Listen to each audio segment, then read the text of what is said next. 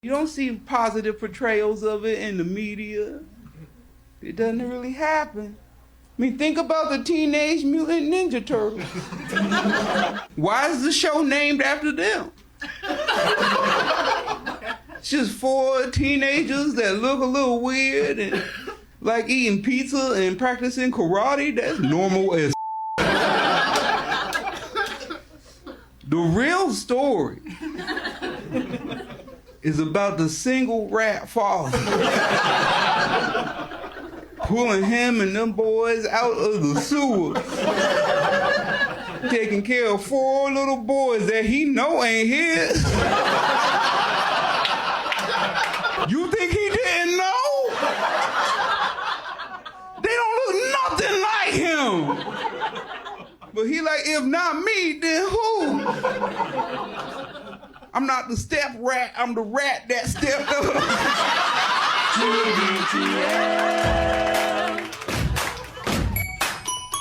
Only when we stop stopping our lives can we begin to start starting them. Sure, it's done in the name of comedy, but is debasing ourselves really that hilarious? Doggy butt, doggy butt, doggy doggy doggy butt, doggy butt, doggy butt, doggy doggy doggy butt. Hey, you either get it or you don't. I don't, but I am so excited to be a part of it. Last time I checked, audio was the second most important part of the audio-video experience. Flashes of Quincy. Well, all right. Hello, good morning, and welcome, everyone, to a Monday edition of TBTL, the show that just might be too beautiful to live. Oh, and the adventure begins again. My name's Luke Burbank. I'm your host. Believe it or not, I'm a complete catch. Coming to you from the Madrona Hill studio, perched high above the mighty Columbia. Nice to be back home in the Pacific Northwest. Bring it back home, baby. Bring it back home. On a surprisingly nice Monday here. It was supposed to be rainy today. Maybe that will still happen, but as of right now, blue skies. The mighty Columbia is actually quite placid. Oh, Ma, Pa, it's just beautiful. The sun is out, and things are good here as we arrive at episode 4679 in a collector series. Let the fun begin. Very, very happy to be home after traveling to Chicago and then to nearby Indianapolis and then back to Chicago to fly home. The from Chicago to Indianapolis situation on Friday was an absolute disaster. And I know there's a long list of things that we need to abolish. ICE sort of comes to mind. But let's abolish O'Hare Airport, I think, once we get done with the important ones, because that place sucks. We'll talk about that. Also, speaking of things that suck right now, AI, okay? Artificial intelligence. I know you might have thought I was talking about Allen Iverson, the one-time Philadelphia 76er, but in this case, I'm talking about artificial intelligence. Tried to make an absolute liar out of me and ruin a listener's family vacation this morning. Lying is like 95% of what I do. I'm quite seriously, I'm not just doing this for effect. I'm pretty shocked about what AI tried to do this morning. So we'll get into that, and we'll get into this guy's life. He's the longest running Cobra of the show, maybe best known for his depictions of the tall ships. He's a prisoner of his own grievances.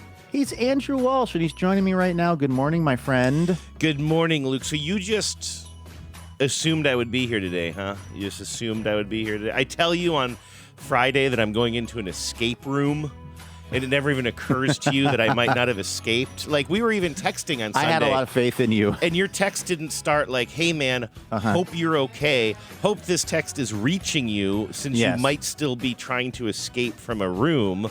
But no, you just, I guess you did. I guess I should look at it as just interpret faith. it as a huge compliment that That's I figured true. Could God create an escape room that even Andrew couldn't, I don't know, escape, barrel his way out of? I did figure that, I'll be honest with you, I did figure you were going to be okay, but I am actually kind of dying to know how it all went, because I've never been to an escape room myself. We were talking off air about this last week, where I said, my guess my hypothetical relationship with escape rooms is kind of weird, because I kind of think of it as being something I wouldn't like, but then if I break down the components of it, it is things I like. I like hanging out with friends. I like solving a puzzle. I'm not as good at it as a lot of you and a lot of our listeners, but You know, do they have alcohol at the escape room? No. Interesting. No, it's Very not like that. interesting. In fact, you can't really bring stuff in either. Like, they take it pretty seriously as far as like not wanting anybody to like potentially spoil the experience for other people who will go. So you're not. What supposed if to take one in of your the puzzle camera or pieces is anything. throw up on this thing? I mean, I guess what you do before you show up at the escape room is your own business. Between you and your God. And then, yeah, whether or not you're ever invited back to the escape room, I guess, is another consideration. But yeah, I don't know if you would like it or not. And frankly, like, I've now gone to 2 of these. You don't know if you like it or not? Well, I think I mean, I do. I know I do. So can we back up and go over my experience with escape rooms, because it has the tiniest bit of a TBTL angle. I don't know if you recall this. You probably do. I probably raised it recently, but the first time I went to an escape room, and the only time before this, was way back, and I want to say early 2015. I'm a younger man living in Los Angeles, and notably, I had just quit my full-time job at American Public Media. No, I'm sorry, at KCRW, because you and I had just been hired to do this podcast for American Public Media. This was a big deal. TBTL became my full-time job. Probably a week before, my friend called me and asked me, hey, a buddy of mine is starting a new escape room, or like kind of a new adventure in his existing escape room or something, and wanted to see if we wanted to come with a group of friends and sort of kick the tires on it, be one of the earlier groups to go through it. And beta test it. The TBTL... They said, we need a beta to beta test this. Yes, exactly. It was somewhat humiliating, but also I understood my role. But anyway, I do think that's kind of... that plays into this too, but I remember thinking, I had never heard of an escape room at that point. I think they were pretty new, at least as a kind of phenomenon, as a cultural phenomenon. And I remember thinking, I don't know if this is my kind of thing, but my job now is TBTL. I need to have stories to tell. So I remember even telling you specifically, I'm going to try to be more yes and. That lasted for one thing, and it was this escape room, and then I just went back to my usual Minecraft ways. But and so I went, and I remember going. It was also interesting the first time I went, because I didn't know anybody else except for my friend who invited me. So it was like her and a group of friends that I think mostly knew each other. And so I already felt a little, not because of anything they did. They were all very warm and inviting to me. But you know me, I'm a little bit shy. I have some social anxiety. I'm trying a new experience I've never tried before called an escape room. And I don't really know any of these people. We don't have like a bond already. So I was like, I don't know how this is going to go. But I was surprised at kind of how quickly, because I remember walking into the room the first time and feeling self-conscious. You know, I'm not somebody who goes in for any kind of performative thing. And the storyline is always going to be a little bit corny, right? It's like the one we did this weekend was the great Noxamilian magician is famous, but his assistants keep going missing on the 13th day of their employ, and today is the 13th day of his current assistant's I take people's employ. dreams and turn them into Yes. nightmares. And the first one I think I did was maybe more noir-esque. There were like damsels in distress who were going missing. That was the one in L.A. Again, I think you could really... I think you're thinking dames in distress. Not damsels. Wouldn't a damsel be more of like a castle kind of a thing? I suppose so. Yeah, but I'm just trying to picture it if it was if it was all kind of like you know, it was a cold night and whatever, as like, you know, she came in the room. It was kind of that era. I think it was noir. 1940s Nice. era. I would like so, that yeah. one. That would be a Yeah. theme I was more into, I think, than the one you just described. And so, but there is a sense of, again, kind of, you have to throw yourself into the story a little bit. Like, okay, or not. You don't have to do anything. You don't have to act. You don't have to put on a accent You or can't anything. spend the whole time kind of just being like, oh, this is corny, or it's going to be no fun. You have to just like commit to it, even if just in your own mind. And also, the story setup is only really important for the very beginning to get you to understand what you're up against. After that, you're just figuring things out. You're just gathering a bunch of clues in the room and trying to figure out how things, you know, kind of how you can unlock certain locks. But these locks, you can't unlock them until you kind of figure out the clues, and the clues are hidden. And I don't want to say too much in case anybody goes to this particular escape room, and it would kind of ruin it if you talk too much about it. But like, it's fun to kind of just stare at something that you don't think is a clue for a long time, and you're like, oh, wait. If you take this mirror and look over there, you'll see a clue in the room or something like that. It's kind of fun, and at that point you're not even thinking anymore about like the story. Nobody's doing acting. It's just That your at the name is- very beginning. That your name is Benjamin T. Peabody or something? Right. Your character's name. And you don't have to play characters or anything. The only thing is at the very beginning, they'll play a character. Somebody will come running in and be like, this one we did is like, I'm the newest assistant and it's my 13th day. And you're a little bit like, I'm so Gen X-y that like that kind of, any kind of over-the-top performance for a very small room of people like always makes me cringe a little bit. But that's more on me.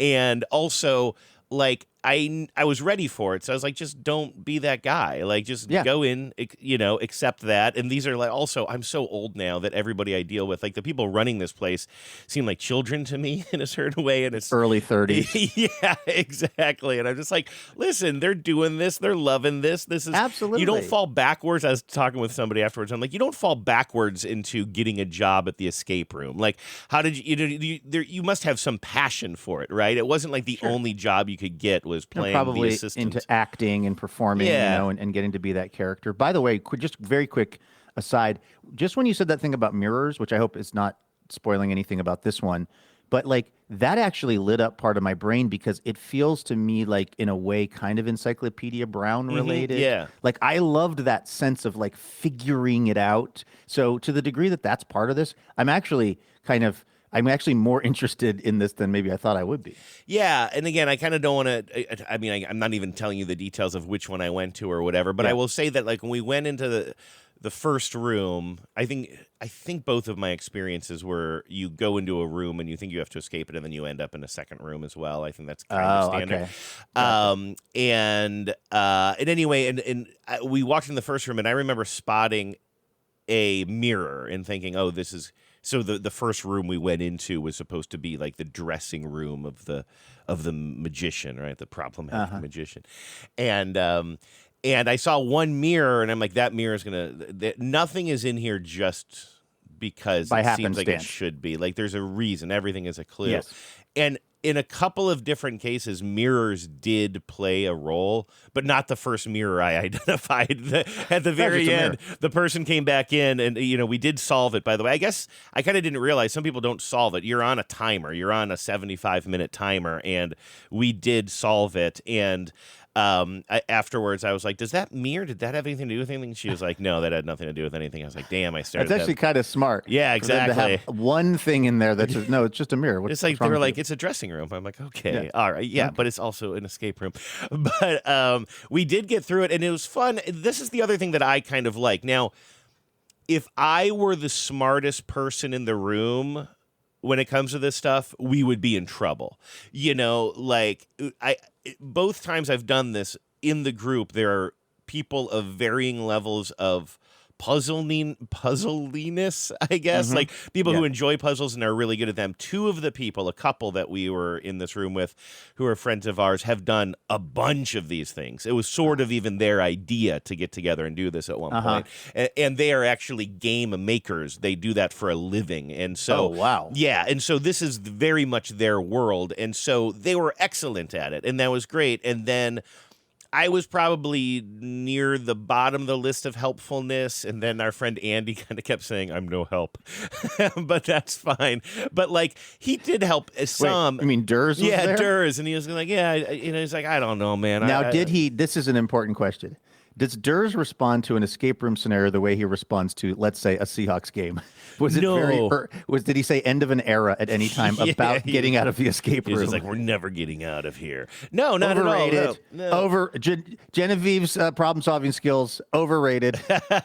I found my job to be to keep Durs laughing if possible. I was making some jokes, but like everybody can discover something, and I will say that like my skill wasn't necessarily putting the final touches on solving problems, but uncovering things in the room. Like, for example, there was like this, there was some sort of painting or something on the wall that had fake blood print hands on it. And Genevieve pointed out that there were fake blood print hands on it. And I'm like, that isn't a coincidence that there is blood prints on there. I don't think that's just a design choice, but it didn't seem to really open up into anything. And they say specifically, like, listen, we have things that are, you see that everything in the room that shouldn't move is very well bolted or screwed to the floor or Right, 'cause walls. you could just have people just trying to pull every painting off the Yeah, wall. exactly. So if there's something. any painting or any framed posters or whatever, they are on the wall securely. And they say, like, please don't be ripping our rooms apart. Like, Yeah. and so there's this one thing where I was kind of like, it seems like this should open. It can't be a coincidence, but I'm pulling on it, and also, of course, there are cameras on you at all times. Like the puzzle master, the person who's sort of running the game, is spying on you through these cameras, and then can text you via the timer. The timer that they gave us is basically just a smartphone. And so they would send in these clues if we were sort of getting close to something, but maybe not quite doing something fast enough or in the right order. Sometimes that you would get a text from the game master saying, the great Noxamillion likes to do this. And you're like, oh, we're doing it wrong. So anyway, all of that. This actually sounds to me like way more fun than I thought. It's fun. It was going to be. Yeah. And then Like, so I discovered, and so I was looking at this painting. I was like, I don't want to rip it off the wall, but I swear. And then I realized, oh, it's a slider. It's a slider. I guess I am kind of spoiling it for. I've given the name of the magician, but I mean the number of people who are going to go to this specific room based on me telling this story hopefully is nil, or very low, very close to nil. But I guess that's one little clue that I just gave away there if you find yourself in that room. But it is fun. Yeah, it sounds like again. I didn't know any of that stuff about the. You know what? I just imagined for some reason because I knew you have to solve. I'd heard you have to solve a puzzle to get out of the room, and for some reason I just imagined a bunch of people sitting around a crossword puzzle, which would be pretty boring actually, and also something I'm just personally very bad at.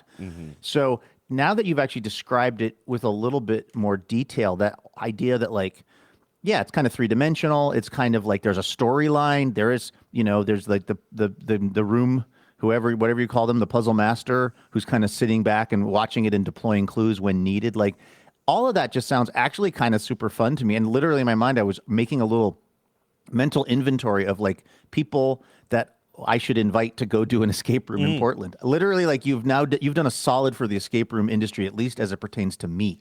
I will say I want to correct you on one thing regarding jigsaw puzzles. Wow, you're really good at puzzles. I did them all the time as a kid. As my mom used to say, when you're doing a puzzle, it's like having 1,000 friends. So all puzzles are fun, is my point there. They are, definitely. No, good. I think I could see you enjoying it, but again, people of our age and disposition saying like, you and I very much grew up in a generation where we rolled our eyes at everything, right? I think that you need to maybe just be prepared I can check that. Just I think the older I get, and honestly, the like more my testosterone levels dip. I feel the more that I'm okay with scenarios that I would have found maybe a little corny in times past. I just don't have the energy to be as judgy as I used to be, and I think that's really better for the world. Yeah, it's not a good look. And I say that as a guy who is exactly a guy who has very much like that. I feel like that defined me for a big chunk of my life. So, but I still do have a little bit of when somebody comes like rushing in the room and like I'm the assistant, and you're just kind of okay. Like I was trying you just put this on a card and we could read it. This could have been an email. This could have been an email. This could have been a magical card. I was trying to make my way out of the escape room that was O'Hare Airport on Friday. Man, it was it was a literal disaster.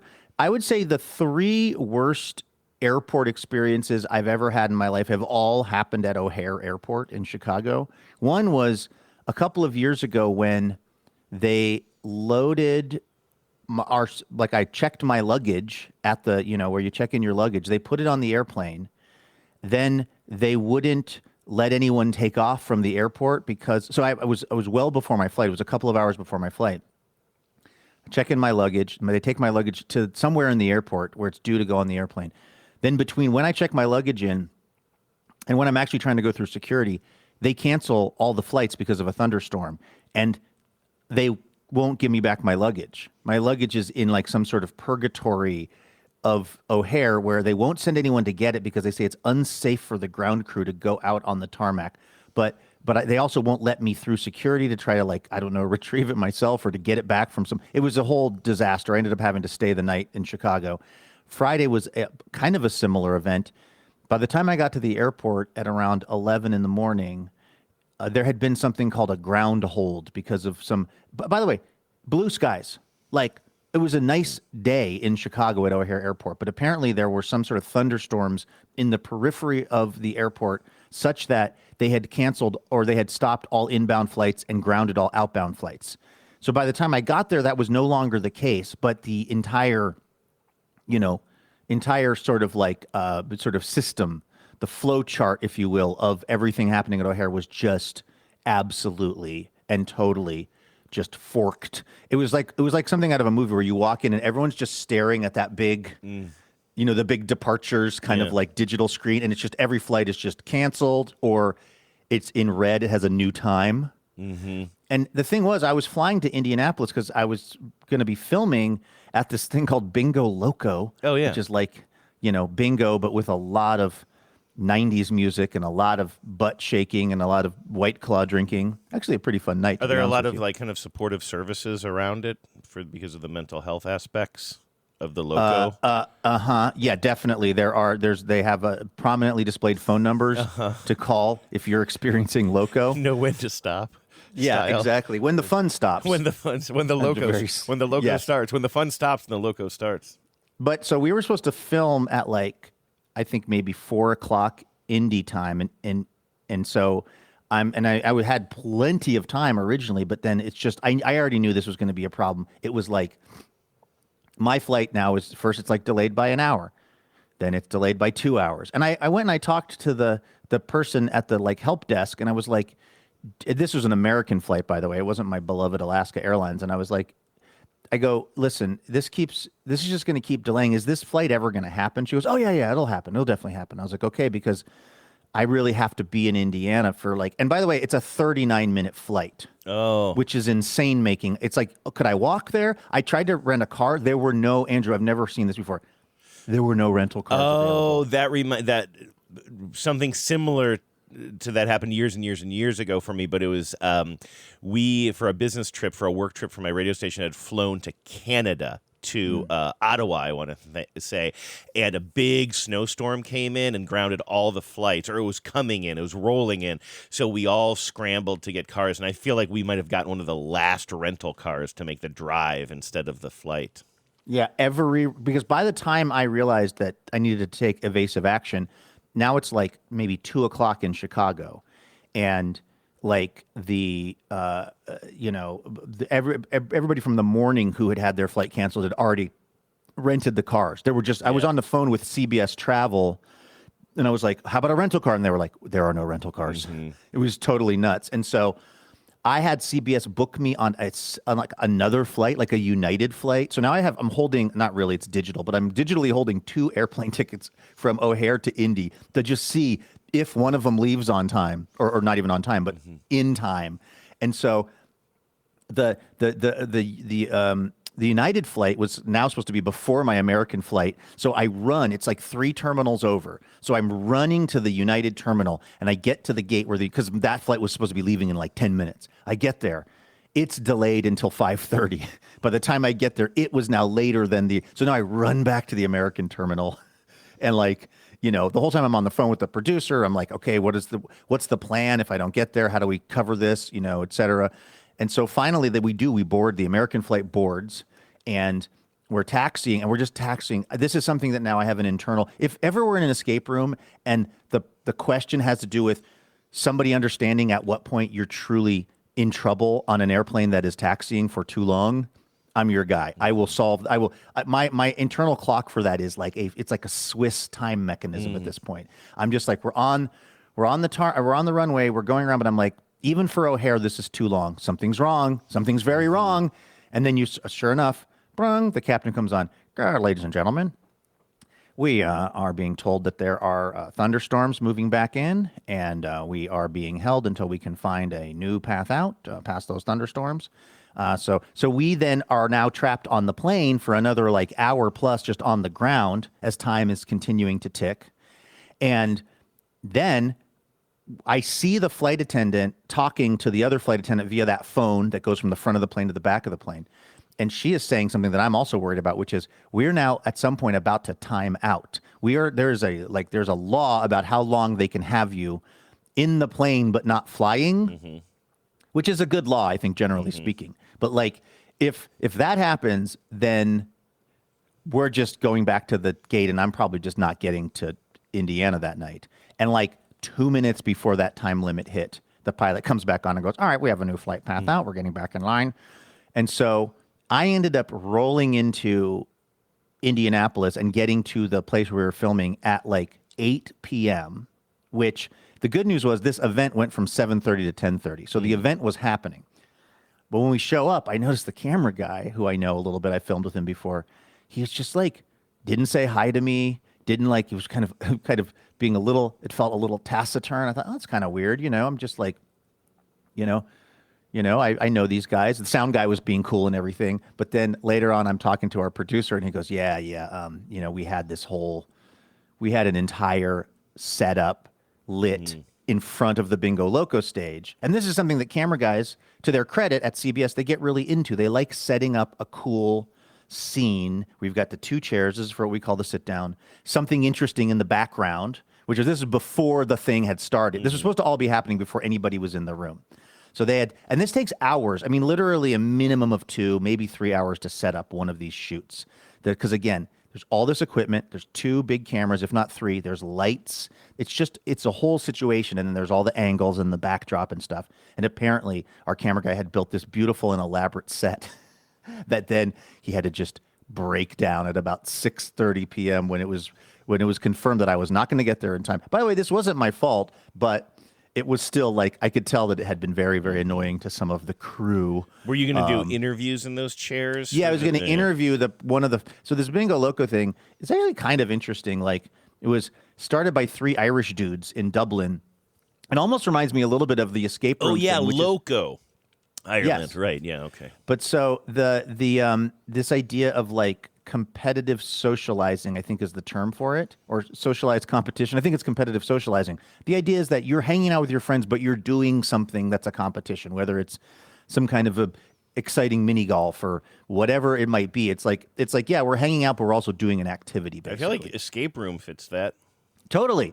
And so these were guys who had tried different things, to sort of create these events and stuff, and they landed on this idea of like this bingo thing with like a lot of confetti and a lot of like, I mean, when I tell you, Andrew, that there is nowhere I could see you enjoying less than a night of Bingo Loco. It is, I mean, I put it at the top of the list. It's a lot of, not obligatory, but heavily influenced rump shaking and things that the folks in this room were really enjoying, but it didn't seem to me to be like your favorite place on earth. It wouldn't be the happiest place on earth for you. I'd like to hear more about this, because as you know, I sometimes play bingo at our own Eagles Club, and even that sometimes is kind of like, everybody gets excited when the number 69 comes up, and I'm just like, how many times now, what if there was also an entire song and dance associated with that number? So that's what. So when they do it at our club, like the bingo caller will go, "It's," and she'll like draw it out 69, and everybody hoops and hollers.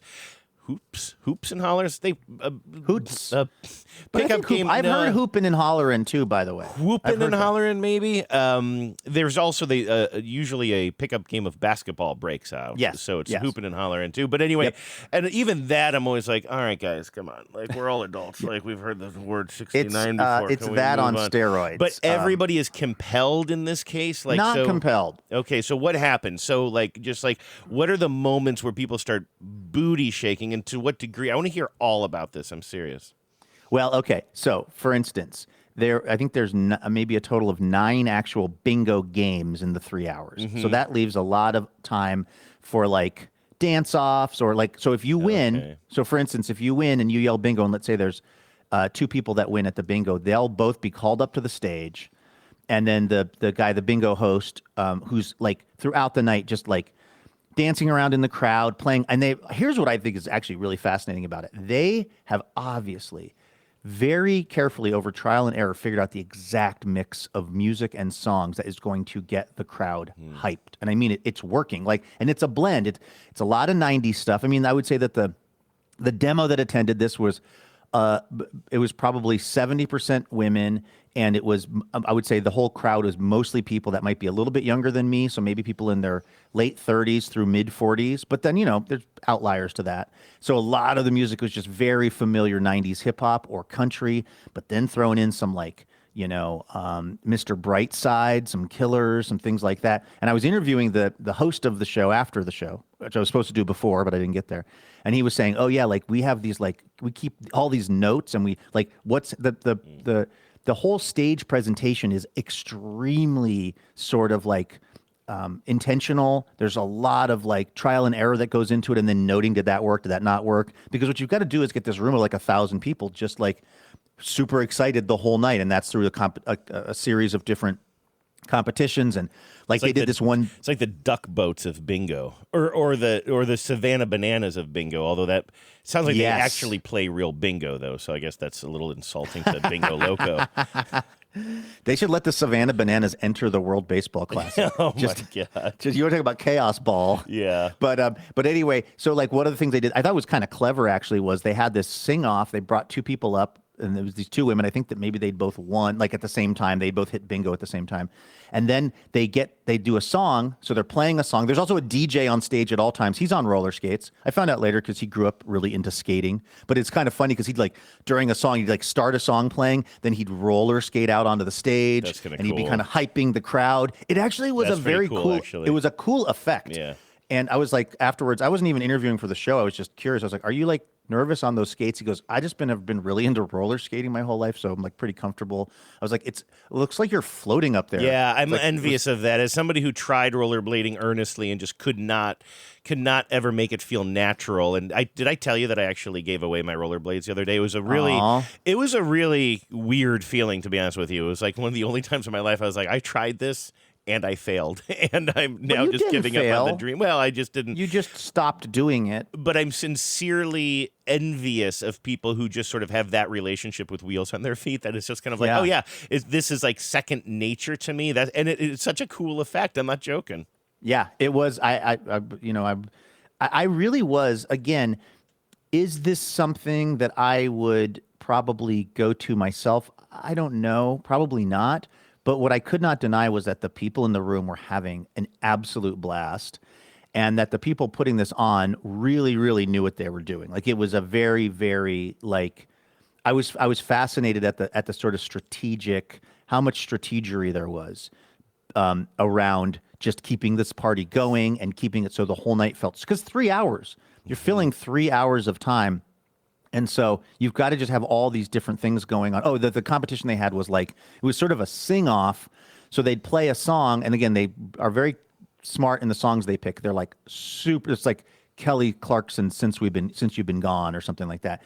So they'll start playing the song, and the DJ's got the microphone, and there's like these two women, you know, on either side of him.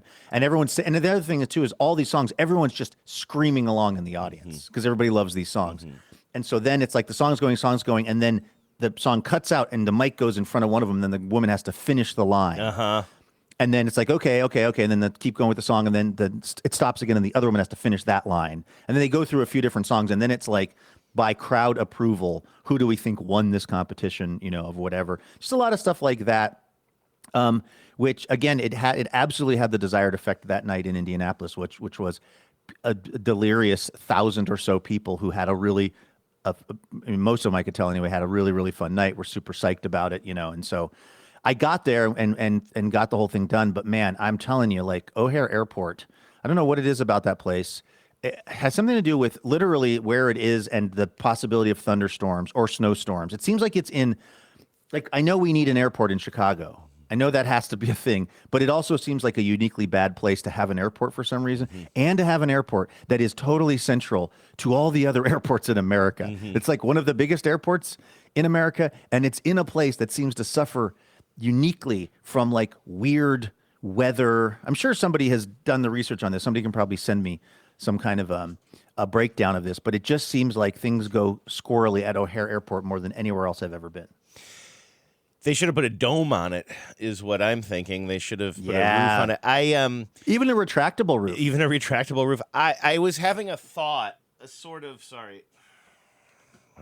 Were you itching your foot? No, that's very unprofessional of me. I found something under my desk. Had my my frozen bottle of water. I was using last night. Every now and then, I still have to. Is your plantar still bugging it's you? not. No, it's really, really not bad. That's why I almost wonder if maybe I misdiagnosed, because I saw predictions that stuff like this lasts a really long time. Whatever was going on with me a couple of weeks ago was in much better shape, but I still use that bottle sometimes.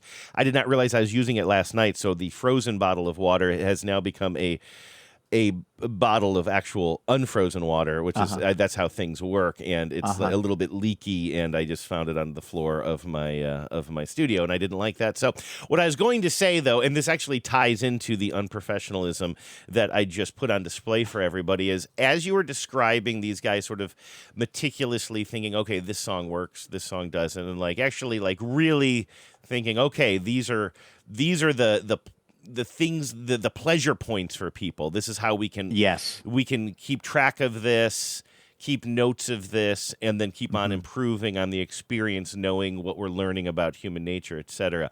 And I thought, that's kind of like a stand-up working on their material, right? And this works and this doesn't. And I'm just sort of thinking about this in the back of my head while you're talking. And then I think, that would be interesting to sort of have a job like that where you could where if you were supposed to be entertaining people, sort of keeping track of what works and what doesn't, it would be interesting to have a job like that. And then I realized I should say that on the podcast I'm hosting right now. And also, it's so insulting to the listeners that is not something. How many years into it? When did I start the show? 2012? 17 years in, or whatever the math is on that. I'm just now thinking, that would be interesting to actually think about what works and what doesn't when you're trying to entertain people. Boy. Sure. Yeah, the scientific method. You test something, then you look at the results, and then you retest it again based on what you learned from the results, and then you continue to refine the process until you end up at something that's reliably entertaining. And then, as I wanted to express that to you, I quickly took a moment to go off mic to pick up my leaky foot bottle off the floor. We was hoping for some razzle-dazzle. Razzle-dazzle. That's right, man, razzle-dazzle. On your mark. On your mark. Get set. Get set. Now ready. Ready. Go. Everybody razzle-dazzle. All right, let's thank some dazzling donors. These folks are donating a dazzling amount of dough, and this is how TBTL works. We do the show. We hope that despite our lack of the scientific method of figuring out what is and is not entertaining, we hope that you like it. And then we hope that if you are able to, you could support us with some financial help so that this can be my job and Andrew's job and John Sklaroff's job. And somehow, amazingly, that has been working now for however many years it's been. So thanks to folks like Rachel Beck, who's in Lakewood, Colorado. Rachel says, it's Rachel, like Luke's little sister, or Jennifer Aniston's character on Friends, or the wife of Jacob in the Bible. They are all pronounced the same way. Well, because Rachel has an E at the end of her name that is on the more unique side. So that is a good point. Yeah, I appreciate the clarification. I thought she was just spoofing until I took a closer look. I think you and I would have been tempted to do a Raquel or a Rochelle there. Rochelle maybe or something. So thanks, Rachel. Appreciate it. Rachel says, hi, friendos. I found TBTL at some point in the months immediately after the death of my 3-day-old son, Ira, in 2023. Oh, Rachel, I'm so sorry. Rachel says, during that incredibly difficult time, I needed distraction and something to listen to other than the voices in my head. Listening to Andrew, Luke, various guests, and employee numero uno was, to loosely quote Joan Didion, like being kept company by a good friend during the worst time of my life. Some of the first times that I laughed after Ira died were while listening to TBTL. And I still ugly cry when I think about how, not alone, how very kept company that I felt. Being a small part of the TENS community has been a highlight of these last few years. I love the holiday card exchange, and I look forward to sending out my Valentine cards later this month. That's a good reminder that we are, we're always, on our way to one or another of the TBTL card exchanges. So Yeah, now we got the Valentines are now on the horizon. No, the Valentines are done. We're in March now. That was last. If you think about 2027, okay, if you're thinking it's ahead, on the horizon. Yeah, I think Rachel sent this in before. that's before right. that. But no, that is done. By the way, we got a lot of wonderful cards. Can I actually say one little thing on that? Because Yes. I don't know if. I don't know if this is insulting to the listeners or not who send us holiday cards and the Valentine's cards. I opened all of the Valentine's cards that we got when I ate all the candy. And ate all the candy, and I hid some of it for later. Yeah. While I was at the post office the other day, because I told you there was a super long line, and actually those cards got me through the wait nicely. But also when we get when we do the holiday card exchange, we get so many cards, hundreds of holiday cards, right? Yeah. And I open them, I open a bunch when I get them. But I just opened a bunch that you sent me. yeah, and I sent you some. I sent the ones to you that were sent directly with your name on them, and then a few other ones that were sent to TBTL, just so you could open some as well. But the point is, I end up with this huge stack of cards. And what I've been doing is I opened a whole bunch at first, but I kept a whole bunch too. And I'm down to maybe 10 or something. And what I've been doing throughout the winter is opening one a day. And it's almost like a little pull tab. It's like a pull tab of happiness, basically. Yes. When I need a little boost, I go over to my card pile and I open one up. So if you're somebody who is wondering why haven't I talked about the wonderful holiday card you sent me way back in December, and it's already March 9th, it's because I'm saving them. I'm saving them for little endorphin boosts. And I just got I just got a shipment from the plug of my cards, and now I've been opening them here, and they're amazing. So thank you to all of the really thoughtful people who send stuff to us, and know that we do open it, and we do really, really appreciate it. Rachel says, I hope that my contribution as a dazzling donor helps the guys keep someone else company when they really need it. If there is time today, I would love to hear my favorite TBTL moment again. This is from the late summer or early fall of 2024 Pet Songs competition, Doggy Butt. Now, Andrew, I'm hoping, because I hear Doggy Butt sometimes in an intro package. So I'm hoping that with your careful, file management on this, you're able to find or locate Doggy Butt. Rachel says, I can't remember which 10 wrote Doggy Butt, but I do remember laughing through tears on that particular afternoon. Well, thank you. I could be wrong, but I think we heard that in today's intro. And did I warg out? I could be wrong. It might have been. We heard that recently, and I think we just heard that this morning.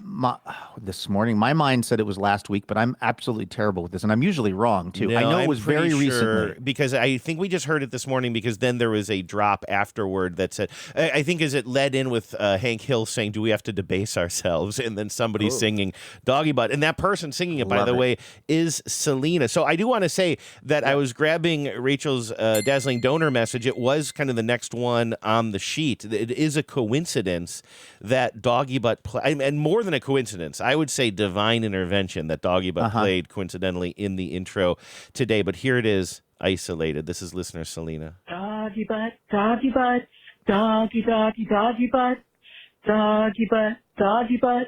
Doggy, doggy, doggy butt. Now, that was part of our competition of the songs that people sing to their pets. Was that the winner? I don't recall that, and I'm asking somebody who probably... Why would you and I know that? We don't take notes as to what works well on the show and what doesn't. But so that was right. That was a song that listener Selena sings to her dog. Yeah, do you remember that we did that? We did a whole thing of people calling in with the songs they sing to their pets. So yeah, that was Selena's. Nice. I was just laying the absolute crazy on Bubbles yesterday because we were listening to some kind of, I think it was a playlist. It was at Becca's house. It was started by the Sundays. It was like Sundays radio or something. That's good. Love the Sundays. And I mean, a little on the nose for a Sunday. I told Becca, I was like, come on, let's not be so obvious with this. But then every song that was coming up, it would go into my brain. And I recognized most of them. They're from an era when I was really into that kind of music. And then, for no reason, 20 minutes later, for no reason that I remembered, I would just start singing an insane song to Bubbles where I was just changing the lyrics to be about Bubbles. Mm-hmm. And she looked at me with confusion, which is the typical. Love. That the was typical. low. Really, it's a thin line between love and confusion. Let me ask you Anyway. a question, not to get too heavy here, but I found myself singing a song to Bingo yesterday that I realized was a song I used to sing to Bananas, but I was adjusting it to his name, and I didn't even realize I was doing it. But then when I realized I was doing it, I was like, I hope Genevieve didn't hear that because it seemed disrespectful to Bananas, who passed away. Because the song is what I was singing to Bingo, and it actually works better with Bingo. I mean, rest in peace, Bananas. But I was singing, my Bingo has a first name. He's B-I-N-G-O. You know, I was singing that as if there the aren't Oscar already Mayer song. Yeah, there are already songs about Bingo, by the way, that are more obvious. But I realized I used to sing that to Bananas all the time, and it didn't fit, which was what made it funny. I'd say, my Bananas has a first name. It's B-A-N-A-S, which is not how you spell bananas. No, that's Banas. I did have I had this weird moment of singing this song to Bingo and then feeling like I betrayed Professor Bananas. I could totally understand that, but I choose to embrace an expansive idea about love, which is that loving Bingo, it doesn't diminish the love for Bananas, and sharing that song with both Bingo and Bananas only increases the love in the world. It's not a zero-sum game. That's what how I like That's to how I look at choose it. to interpret it. And whatever Genevieve says about it, send her my way, because I'll give her my speech on the matter. Anyway, Rachel, thank you so much, and we're thinking about you, because I know grief is not a straight line either. So even though more time has passed since your loss, I wouldn't imagine for a moment that every day is easy for you now. So glad to be here for you, and thanks for supporting the show for other people that kind of need it as well. Maestro, On your mark. On your mark. Get set. Get set. Now ready. Ready. Go. Everybody razzle dazzle. it's Sarah Settlemyer in Carlisle, Pennsylvania. Hey, we had a Sarah and a Rachel. Those are two of your sisters. We do. If we can get a Liz and a Hannah, then we've pretty much covered all of our bases. I had to, for a moment, remember how many sisters I have. Yeah, and we need a Sammy and a Dave in there as well, I think. You know, I heard when we Sam get and to Dave it. on the radio yesterday, and I thought of, I actually didn't think of your brothers. I thought of your mom, because I thought, oh, Sam and Dave, this is Luke's mom's favorite act, right? Isn't that, aren't your brothers sort of inspired by that? Oh, that. No. Oh, I That's the thought crazy you told part. me. I'm sorry. I thought you told me that. No, I mean, not that I know of. I do not think there was any. I do not think that those are connected ideas. What I know is that when my brother Sam was in utero, I was obsessed with Michael Jordan, and I was very, very, very insistent that I was like, can we please name him Jordan Michael? I wanted his name to be Jordan Michael. I was probably 15 or 16 at the time, and my parents said no, but they did relent on the middle name, so his name is Samuel Jordan. So Oh, really? You got Jordan as a that's middle- yours? That's me. That's me. Really? Does he ever Yeah, that thank was- you? No, not enough. Really? Not. Well, of course, there's not any amount of thanks he could offer me that would be sufficient in my mind Right, for yeah. that gift. But then years later, my mom gets pregnant. By the way, I'll just mention in an amazing generational class move, that is to say, really classy on the generational sense. After my daughter was born, my mother became pregnant again, this time with my brother David. And at that time, I was not living at home, and I had no thoughts about the naming of David. And so I think my mom and dad just liked the name David. I do not. His middle name is Pippin, though, right? Uh-huh. That's a great joke. It took me a second. You know what? For some messed up reason, my brain went to the musical Pippin. I was like, wait, where's... Oh, yeah, Scottie Pippen. Right, Scottie Pippen. But that was a really good joke, Andrew. Well, I'm sort of stealing an Ian Carmel joke. One of my favorite jokes of all time was Ian posted something on Blue Sky like a year ago, and I'm going to mess it up, but like, imagine if there was a slightly less good director named... It was a joke about Michael B. Jordan, but it was like Scottie B. Pippen or something like that. I can't remember exactly how it was. And I destroyed that joke, but I wanted to give a little bit of credit because however he put it was so good. Like, it was literally the type of post that I would go back to and reread just to laugh and cry. Inspired by Ian Carmel, the great Ian Carmel, who's one of the members of the All Fantasy Everywhere podcast, which is great. That features my pal Sean Jordan. Everybody, after you've eaten your TBTL, can go check that out. Yeah, right. What are the chances? Sarah says, hi, Luke and Andrew. I'm very excited to bring you some positive Carlisle Indian Industrial School related news. Of course, The Carlisle School was one of the places where Native American children were sent and unfortunately victimized in many ways. I believe Jim Thorpe, the great athlete, went to the Carlisle School. And oftentimes when Carlisle, Pennsylvania comes up, I will reference that. Sarah says, an alumni of Dickinson College made a truly phenomenal donation to fund the construction of the Jim Thorpe Center. There you go. Look at that. For the future of Native peoples. Construction starts this summer. The building will hold classrooms, an art gallery, and an area for ceremonial gatherings. Dickinson is only a few miles away from the site of the original Carlisle Indian Industrial School and was unfortunately involved in the operation of the school. The alumni, Sam Rose, made the donation to do something good for the Native American people in recognition of their years of mistreatment, and a special shout out to our fellow 10, Darren Lone Fight, the founder of the Center for the Futures of Native Peoples. Dang, we got some like cool ass listeners to this show. I don't know if, probably I knew at one point and then forgot that Darren was associated with that stuff, but like that's really cool. And what a positive outcome to take a physical location where so much harm was done and then to reimagine it and repurpose it as a place where there some good can happen and people can be honored in a way that is long overdue. So that is very cool. Absolutely. And thanks for the shout out, Sarah. Yeah, absolutely. Sarah, thank you for the support. We really do appreciate you. We, as I say, but only because it's true, we couldn't do this without you.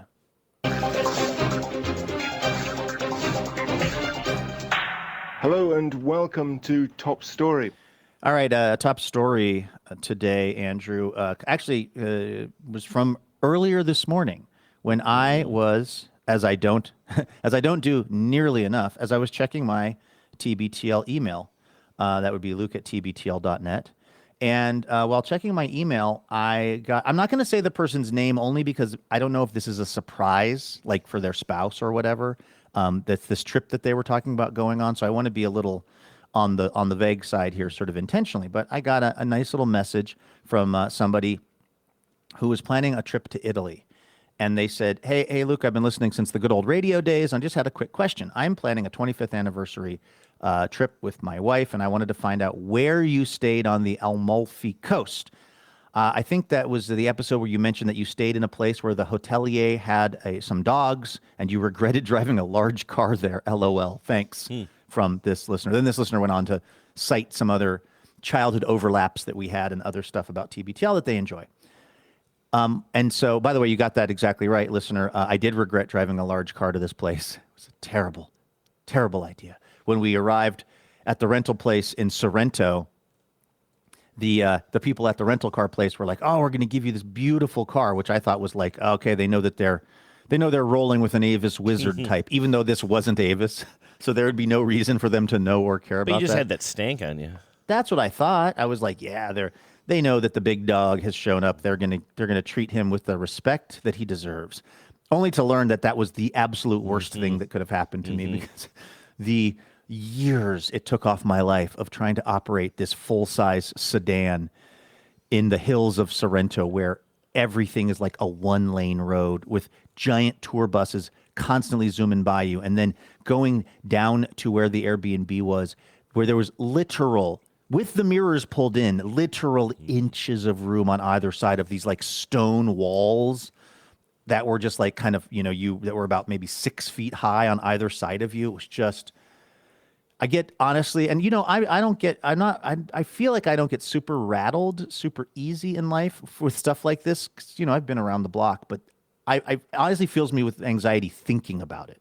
So for anybody that's visiting any of these places, like, I don't know a lot about like Europe and stuff, but let me just tell you, I know a little bit about Italy and this part of Italy. Do not, under any circumstances, get the large rental car. Don't get the Canyonero.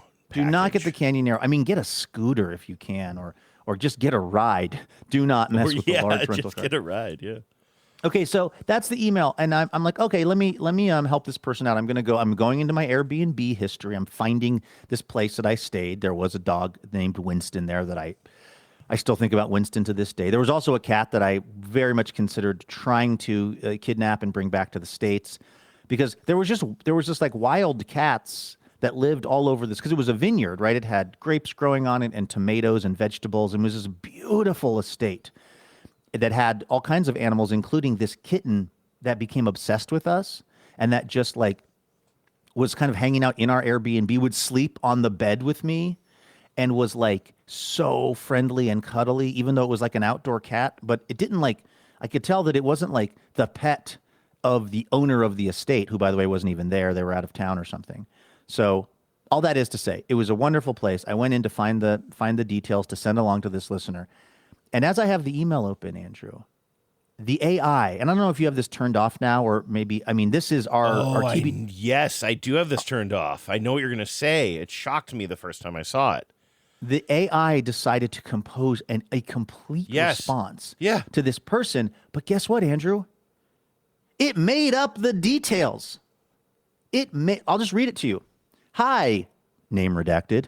This is what AI wanted me to send. And had I just like not looked at it more carefully, I don't know if I would have just, for some reason or under a different scenario, just hit like, okay, I mean, I trust the AI on this. Hi, so-and-so. That sounds like a great trip you're planning. We stayed in Praiano, which is right between Positano and Amalfi. The hotelier did have dogs, and yes, driving anything bigger than a smart car there is pure madness. I think the place was called Hotel Margarita or something similar. Your pal, which, by the way, is how I sign my emails to listeners, your pal, Luke. Now, if but I hit all send those on details are just made up? Absolutely stone cold made up guesses. That is not where we stayed. That is not the name of the place we stayed at. I don't know where Praiano is. We were not between Positano and Amalfi. Like, none of those details are related to anything that I would have told this person. Maybe that's a real place, but it's not a real place I've been to, and it's not where the Airbnb was. That's such a more extreme example of what I saw the one time I encountered this, but also Gmail wanted to send an incorrect email response that was fully, written for me. And so, I have like a whole bunch of different, I probably have logins for about 5 or 6 maybe different Gmail accounts for various podcasts I do. And I do think that Gmail is good. It makes it pretty easy to like kind of flip between them pretty easily in Chrome. And so it's a pretty good system for me. But every now and then I go into one of these accounts I haven't opened in a while or that somebody else is managing. And in this case, I think it was maybe the... whatever, it was a different podcast than TBTL. And somebody had said, hey, I heard you were describing these Christmas ornaments that you used to put on your tree when you were a kid. I think I have the same ones. Here are some photos of them and whatever. And maybe this person right now is learning that they weren't the right ones, the same ones that I grew up with. But when I opened up that email account, I read this email, and then I saw that all I had to do was hit send on a fully composed email that was totally wrong. That said, yes, these are the ones that I had as a kid. Thank you so much for the fond memories, or blah, blah, blah, blah, blah. And I was like, no, those aren't the ones I had as a kid. And I instead of responding to the person, I think I just spent the next 15 minutes trying to figure out how to turn that damn function off, which I did. Well, yeah, I mean, I guess I could just... I've never used it. For some reason, turning it off feels extreme, but I guess the fact that I've never used it tells me how much I need it there in my thing. And again, I just can't believe... I would understand if this thing was just generating overly general responses to people, just like, hey, thanks so much for reaching out. I understand. Yeah. Thank you. Thanks I for understand. coming. Thanks for coming. Like, I could understand it just like trying to just like save me. Hey, thanks so much. Got your note. And I'll definitely think about that. Yeah. Whatever. Like, I can see it generating a totally non-specific kind of soulless response. But for it to get into details of cities and just like making shit up. And for what, I don't know what the realistic chances of me hitting send on that would have been, I guess. But like, there's a universe in which I could have hit send on that. And then this listener is like just looking around for this mythical Hotel Margarita. Yeah. In this place, which may or may not exist, which is not the place that I was talking about. Like, I mean, that is a big swing for AI. Yeah, it is. But I mean, that is what AI does, right? It swings big and it gets it wrong. Here I go once again with the email. Every week, I hope that it's from a female. Oh, man, it's not from a female. All right, emails or V-mails? Or... Yeah, do you remember a few weeks ago we played a voicemail from Eric in Stockholm, and he was talking about, it's actually a very interesting story about a friend of his who had a special skill where he could kind of remember dates really well, and it ended Which up... became relevant in a crime that occurred in a bar. Exactly, and it was a great story. But also, we just loved hearing the sounds of Eric walking around, and in Sweden, right? In Stockholm, yeah. And so we said, Eric, just call in more, and we'll. I think these are voice memos. If everybody wants to send us a voice memo, you can email me Andrew@tbtl.net. And attach your voice memo there. Anyway, so this one came in. I haven't even listened to it yet, Luke. I'm just totally trusting that Eric has more good stories and more good sound as he tells them. On the subject of AI, is there, because I don't have eyes on this system, is there something that summarizes the voicemails for you? Is there a feature? No, not that I know of. Well, first of all, I turn off any summarizing things on my Gmail as much as possible. Because I bet you there really would hate be. that stuff. It might listen to it. I'm not sure. But yeah, in this case, the email is long gone. I just have the audio sitting in my audio player here. So let's take a listen to this. Hi, this is Eric from Stockholm, and I'm walking in the snow Saturday morning. And I got a story about Stockholm Syndrome, and it's got a dazzling deed that is really only interesting to me, and I think that you might also find it curious. Anyway, so the Stockholm Syndrome, the sort of set of events that gave birth to this idea was this bank robber. He took some hostages in a bank in Stockholm, and he demanded that another famous bank robber called Clark Olofsson was to be brought from jail to the bank to join the heist. And the authorities, can we just hit pause real quick? Clark Olofsson, it sounds like a very Swedish bank robber. Yeah. That's if you said name a Swedish make up a name for a Swedish bank robber, I think I'd go with Clark Olofsson. This is an escape room story, I think. This has escape room written all over it. These are made up characters. No? I was ruminating on that and waiting for more. Awaiting the restart of the message. Brought from jail to the bank to join the heist. And the authorities, they conceded to this demand, and they brought Clark Olofsson to the bank. And at the same time, my actual father, Janne, he was a psychologist, or soon-to-be psychologist in Stockholm, with a hippy-dippy look. He had a huge brown beard and long brown hair, sort of curly. And he was driving around Stockholm in his beat-up Volvo. And at that time, he was the spitting image of this Clark Olofsson guy that was in the bank with the hostages and the other robber. And within a couple of hours, my father was twice stopped by cops and dragged out of the car and slammed on the hood of the car and searched. And the police, they found his driver's license, and they said, oh shit, this is not the famous bank robber Clark Olofsson that's escaped from the bank. This is actually Janne, a psychologist, or soon-to-be psychologist, driving around peacefully in Stockholm. And this, as I said, happened twice. And at the same time, in the bank, the hostages were developing feelings and loyalty towards the robbers, which was soon to be known as the Stockholm Syndrome. Oh, so that's it. That was the dazzling detail that ended this sort of pointless story. Anyway, I find it interesting, and I hope you do too. Power out, love the show. Bye. I don't even care if Eric is making stuff up anymore, to be honest with you. And I'm not saying he is. I'm just saying I don't care if he is. That was a phenomenal message, Eric. I love the snow trumping.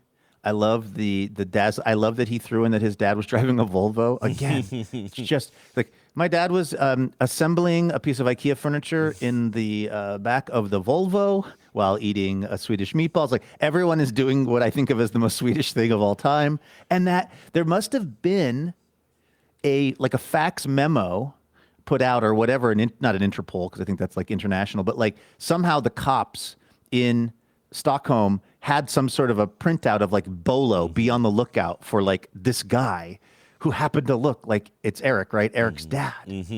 That's amazing. I thought they were going to say that they sent Eric's dad in to deprogram. Oh wow! The or people just at to the bank confuse the situation. Who? There you go. Like, okay, I know that you're overly identifying with your kidnapper, but now we're going to put a twin in, and now you overly identify with him, and now he slowly leads you out of the bank. How's Punch the Monkey doing, by the way? Speaking of, he's doing a lot. I'm glad you asked, Andrew. He's doing a lot better. He is starting to make friends. He is. Speaking of IKEA, by the way, because I think that his monkey, his orangutan monkey, was an IKEA special.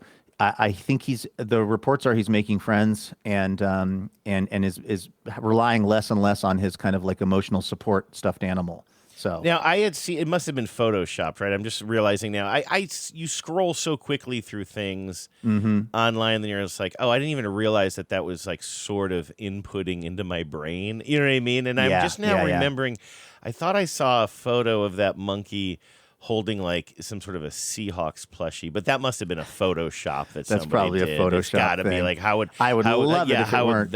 I mean, they were the. I mean, they're world champs. Yeah, exactly. It'd be more like he's holding a New England Patriots plushie. Right, because that's like a New England Super Bowl champ New England Patriots thing. Yeah, right. Or more like a Rams. Right. Yeah, right. Something that they made in expectation of winning and didn't. Yeah. But hey, also Eric, the ASMR of these things, as I've already mentioned, is just please keep them coming. I really. We love these messages, and we love the dazzling details about Sweden. We love your delivery. We love everything about these, Eric.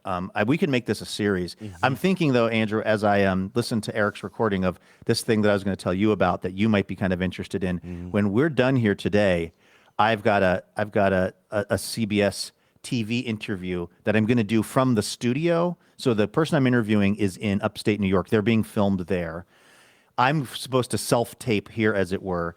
And because I don't want it to throw off the story for me to be in these studio headphones and this kind of studio microphone. This isn't what I look like in the other elements of the TV story. Yeah, you look like a podcaster, not a TV. I look like a podcaster right now, I'm not a podcaster. This is the bingo story. I'm interviewing someone who's a bingo historian. I'll ask them about your cat, too, just to see if that's been an area of research. Yeah, it should be. But so I spent the morning trial and erroring. I got one of these deals. Can you see that? Oh yeah, one of those little the millennial microphone. Yeah. That I should clip it to my shirt, but the problem is I don't like the audio quality when it's there. And I understand why everyone's always in the videos now. They're always holding them like this because if you hold this like this, it's a little like lavalier microphone, very small. You've seen them on TikTok all over the place, and usually people are holding them up to their mouth. Which I had a theory about on that, which was that I think a lot of people like to show off their nails. Well, that's an interesting theory, and it might be true for some people. But what I've learned, because I spent this morning trying all different combinations of this microphone and getting it to talk to my computer and everything, which was its own little journey, which was like, it's funny because they make this thing and you're like, it's got a magnet on it so you can easily, clip it to your shirt or whatever. But it sounded to me, now that's for broadcast quality, far too echoey when it was on my shirt. I can totally see that. Yeah. And then when you're holding it here, it's great. Like it sounds, it would be totally passable for anything that we've done and probably passable for CBS. Well, I hope it is because it's what I'm going to use. But instead of having this whole studio mic set up, I'm going to be doing the ultimate like Gen Z move of holding this microphone up when I'm talking to the guy. So and then earbuds. I'm going to use earbuds as my return audio. Again, if it all works, which who knows. But I thought you'd be kind of interested in that because like that's not the way that we normally do the thing, and I'm going to be trying to get Zoom to like talk to me through my earbuds, but then like make this my audio source and like how are they recording your end? Because it has to be broadcast quality. I'm going to be recording Zoom? myself on. No, I'm trying to record myself on GarageBand here for audio. I'm recording myself locally for audio. I think they're going to use the Zoom footage. Really, Zoom for video, huh? I don't know. Yeah, apparently. I'm getting emails from the producers even as we speak. I mean, they used to do that all the time during the pandemic. I shouldn't be so surprised, but because it's CBS, you just sort of think that they would have like, oh, well, we'll use Riverside or something even Yeah, we better. probably should have sent a tech out. Last time I did one of these, they sent a camera person out here to film it. But I think, let's just say, I think belts have been tightening around the old Columbia Broadcasting system. And maybe they didn't want to pay for sending a camera crew out here. So it's going to be...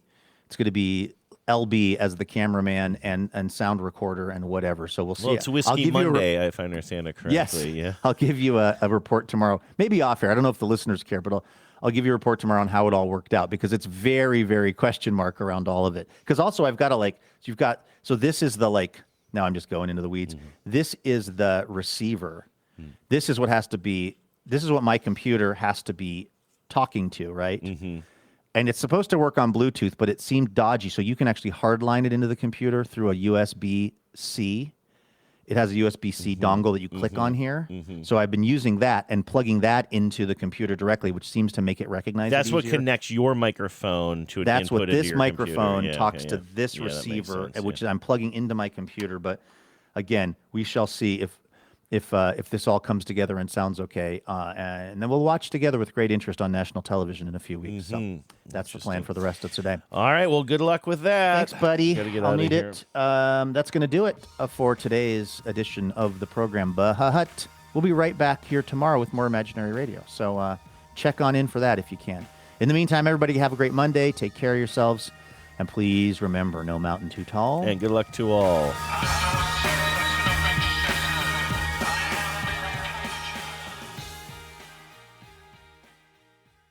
Power out.